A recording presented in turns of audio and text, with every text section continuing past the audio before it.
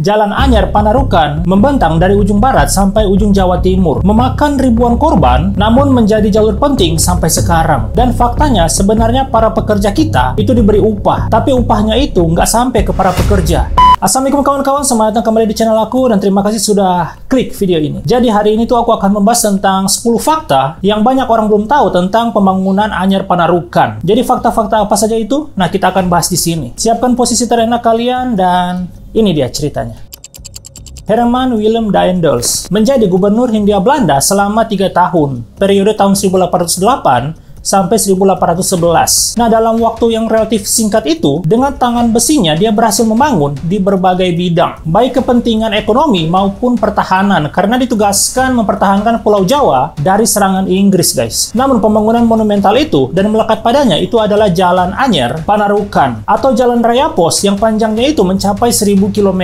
Menyebut proyek Jalan Anyar Panarukan ini sebagai genosida karena menelan ribuan korban, guys. Sastrawan Pramudia Ananta Tur mengaku dibandingkan pada zamannya itu, jalan itu sama dengan Amsterdam, Paris. Pembangunannya yang hanya setahun itu rekor dunia pada masanya. Sejak dapat dipergunakan tahun 1809 telah menjadi infrastruktur penting dan untuk selama-lamanya. Nah, berikut ini adalah 10 fakta yang belum banyak orang ketahui tentang pembangunan Jalan Anyar Panarukan ini, guys. Yang pertama itu adalah 0 km Anyar Panarukan. Nah, di sekitar mercusuar Anyar yang terletak di Desa Tambang Ayam, Kecamatan Anyar, Serang, Banten, terdapat tapal yang menandai titik awal pembangunan Jalan Anyar Panarukan ini. Ini tidak diketahui pasti siapa dan kapan pembuatannya. Sarjana Universitas Indonesia merasa heran dengan tapal tersebut. Kata Joko ini, saya masih mempertanyakan 0 km yang ada di Anyar, Banten sebagai titik awal pembangunan Anyar Panarukan ini. Selain itu, Joko yang menulis disertasi tentang sentralisasi kekuasaan Daendels di Universitas Indonesia pada tahun 2005 juga merasa prihatin karena dalam tapal tersebut tahunnya aja salah. Pada tapal persegi 4 itu tertulis 0 km Anyar Panarukan 1806 AKL. Padahal Daendels ini baru mendarat ke Anyar itu pada 5 Januari 1808. Yang kedua adalah kepentingan ekonomi, lalu militer. Menurut Pram, bukan kebetulan Daendels ini memerintahkan pembangunan Jalan Anyar Batavia sebagai prioritas utama. Ini dengan adanya jalan ini, secara teoritis, tentaranya akan segera dapat didatangkan dari Batavia bila Inggris itu menyerbu. Namun menurut Joko, Jalan Anyar Panarukan ini lebih termotivasi oleh kepentingan ekonomi. Daendels ini mengeluarkan keputusan bahwa tujuan pembangunan jalan itu untuk dua kepentingan, yaitu membantu penduduk mengangkut komoditas pertanian ke gudang pemerintah atau pelabuhan dan untuk kepentingan militer. Yang ketiga ini adalah kerja upah. Daendels memutuskan pembangunan jalan Bogor-Cirebon yang berjarak 150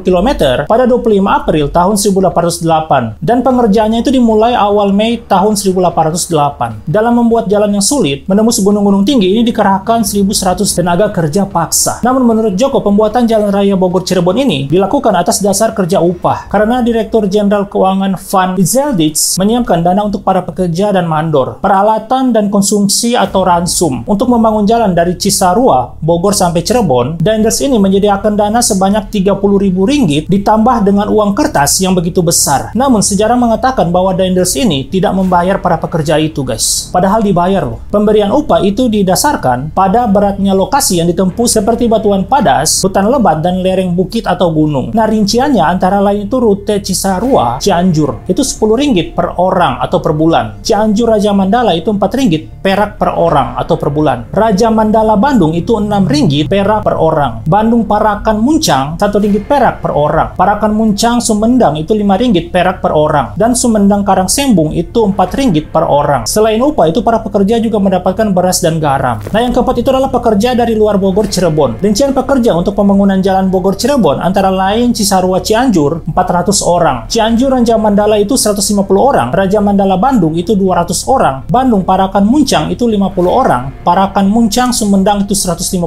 orang, dan Sumedang Karangsembung itu 150 orang. Perbedaan jumlah pekerja tersebut disesuaikan dengan panjangnya jalan dan beratnya medan, guys. Yang kelima, di bawah pimpinan militer. Mulanya proyek jalan Bogor Cirebon ini akan diserahkan kepada Komisaris Urusan Pribumi. Namun Daendels ini untuk menyadari medannya itu tidak mungkin bisa ditandatangani oleh para pekerja. Peralatan yang dibawa para kuli itu tidak memadai guys. Terlebih banyak batuan padas di lereng-lereng bukit sehingga tidak mungkin bisa dihancurkan dengan peralatan bertukangan. Selain itu para pekerja juga terancam oleh binatang buas guys. Oleh karena itu Daendels ini memutuskan proyek ini ditandatangani oleh militer dengan pertanggungjawaban Kolonel von Lutzow. Komandan Zeni ini bertanggung jawab menyediakan peralatan dan persenjataan berat seperti meriam untuk meruntuhkan batuan-batuan padas maupun alat pengangkutnya. Yang keenam adalah dimulainya kerja wajib. Setibanya di Karangsembung, timbul persoalan selain dana habis untuk membayar para pekerja maupun untuk perbaikan dan perawatan jalan, sebagian dari tanah-tanah sekitar Karangsembung yang akan dijadikan jalan milik Sultan Cirebon. Daendels ini kemudian menekan si Sultan agar menyerahkan tanahnya demi kepentingan pembangunan jalan. Sultan membebaskan tanahnya karena Daendels ini menjanjikan jalan itu bisa digunakan untuk mengangkut kopi yang juga memberikan pemasukan kepada Sultan.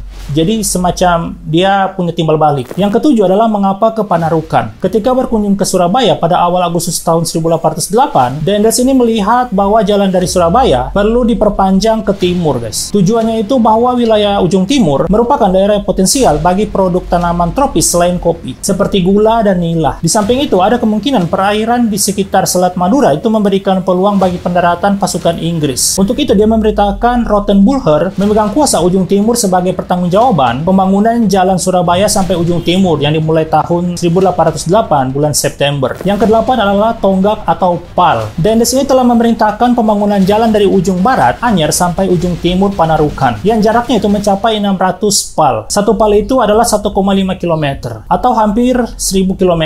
Direncanakan jalan ini itu mencapai lebar 2 rut. Satu rut itu adalah 3767 meter kubik atau jika medannya itu memungkinkan, lebarnya itu 7,5 meter. Setiap 400 rut. Satu rut itu adalah 14,19 meter. Jadi itu harus dibuat satu tonggak atau pal. Menurut Pram, setiap jarak 150.960 meter harus didirikan tonggak untuk jadi tanda jarak dan tanda kewajiban bagi distrik dan penduduknya untuk memelihara jalan tersebut. Jalan-jalan yang sudah selesai itu diberi tanda dengan ukuran pal guys. Makanya itu daerah-daerah yang dilewati jalan, kebanyakan namanya itu berawal dari pal. Seperti Palmera, Palmeriam, Palsi Gunung. Yang kesembilan adalah peraturan Jalan Raya Pos. Setelah Jalan Anyer Panarukan ini selesai, Daendels ini mengeluarkan 3 peraturan terkait dengan pengaturan dan pengelolaan jalan raya ini. Peraturan pertama itu dikeluarkan pada 12 Desember tahun 1809. Berisi aturan untuk pemanfaatan jalan raya, pengaturan pos surat dan pengelolaannya, penginapan dan segala sesuatu yang berhubungan dengan kereta pos, dinas pos dan jalan. Peraturan kedua itu keluar pada 16 Mei 1810 tentang penyempurnaan jalan pos dan pengaturan tenaga pengangkut pos beserta gerobaknya. Peraturan ketiga itu keluar pada tanggal 21 November tahun 1810 tentang penggunaan pedati atau kereta kerbau, baik untuk pengangkutan barang milik pemerintah maupun swasta dari Jakarta, Priangan, Cirebon sampai dengan Surabaya. Nah yang terakhir ini adalah tentang genosida. Pembangunan Jalan Anyer Panarukan ini tuh hingga kini masih menjadi perdebatan guys. Di satu pihak pembangunan jalan raya pos ini itu sangat dipuji, tetapi di lain pihak itu dicaci maki guys, karena mengorbankan banyak nyawa manusia. Pram mengatakan Jalan Anyer Panarukan ini adalah salah satu genosida dalam sejarah kolonialisme di Indonesia. Menurut sumber, ini Inggris hanya beberapa tahun setelah kejadian Jalan Raya Pos yang memakan korban hingga 12.000 orang. Nah, itu adalah beberapa fakta tentang Daendels dan Jalan Anyer Panarukan ini yang mencapai 1000 km ini. Mungkin ada fakta-fakta lain yang kalian tahu? Silahkan tulis di komentar, guys. Terima kasih kawan-kawan sudah menonton dan jangan lupa subscribe untuk mendapatkan video selanjutnya yang akan aku bahas di sini. Terima kasih kawan-kawan dan